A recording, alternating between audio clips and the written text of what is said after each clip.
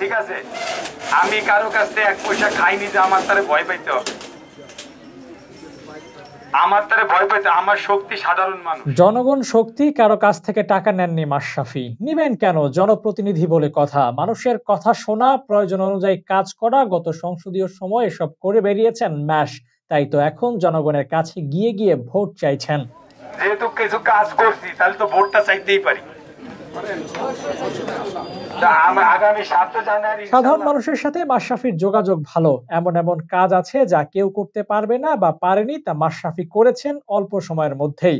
এজন্যই বোধহয় captain fantastic থেকে নড়াইলের এমপি মাশরাফি হয়ে ওঠা।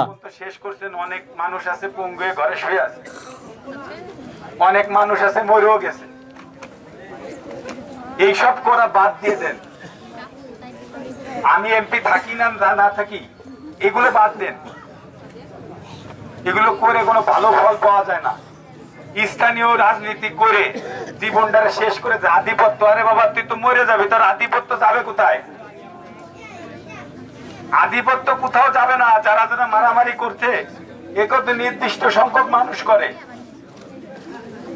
পুরো গ্রামের মানুষকে পাকায় ফেলে।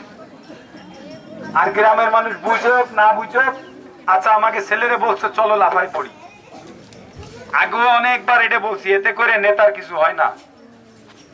মামলা খায় গরিব মানুষজন, মরেও যায় গরিব মানুষজন, নেতা কিন্তু লাগাই দেয় পিছন দিয়ে। 20টা বছর বাংলাদেশ জাতীয় দলের প্রতিনিধিত্ব করেছেন ম্যাশ। দেশ ছাড়িয়ে বিদেশেও পেয়েছেন সমর্থন, ভালোবাসা। বাংলাদেশের ক্রিকেট ইতিহাসের সর্বকালের সেরা অধিনায়কও তিনি। অথচ মানুষের সাথে যখন কথা বলেন, তখন ভেতর থেকে মানুষের কথা শোনেন, বলেন মানুষের কথা। এটাই তো মাশরাফি। ভয় পেতে আমার শক্তি সাধারণ মানুষ, ঠিক আছে, কোন নেতা ফেতা কিছু না। যারা প্রপার দলে, এই যে আজকে মুরব্বীরা দাঁড়ায় আছে, এই যে কই উন্নত আমার সাথে কোনোদিন আমারে বলিনি যে অমুকরে ঠেসে ধরো, অমুকরে খেদাই দাও। উন্নত আরো বলে যে সবাইরে নিয়ে চলো।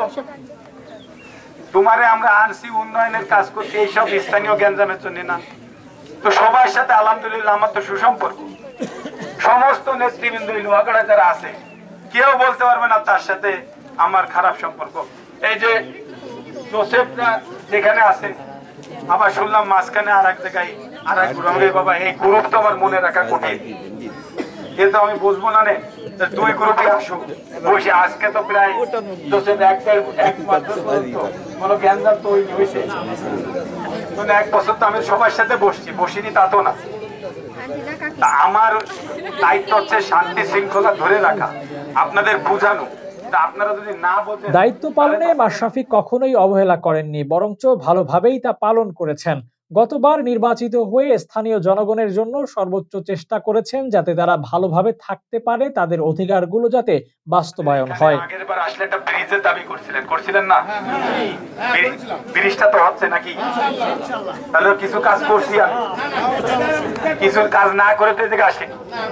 একটা ব্রিজ আর একটা ব্রিজ টান, আরো 10-15 বছর সময় দেবো অন্য করে দিতে বলে। আপনারা আর একটা জায়গার ব্রিজ দেখান, 20 বছর সময় দেবো তারে সংসদ সদস্য হয়ে সেই ব্রিজটা করাই দিতে বলেন। এত সহজ না কাজ করা। এর ভেতর কিন্তু 2.5 থেকে 3 বছর চলে গেছে করোনায়। 2-2.5 বছর কাজ করার সুযোগ পাইছি। করোনার সময় তো বাজারে কখনো আসতে পারেনি, আসছিলেন? তাহলে কাজ করব কিভাবে? এগুলো তো আপনাদের জনগণের অধিকার আদায়ের জন্য মাশরাফি সচেষ্ট। সেই দাবি নিয়ে মাশরাফি আবারও ভোট চাইতে হাজির হয়েছেন মানুষের দ্বারে। আহ্বান করেছেন ভোট কেন্দ্রে গিয়ে যেন ভোট দেয় সবাই।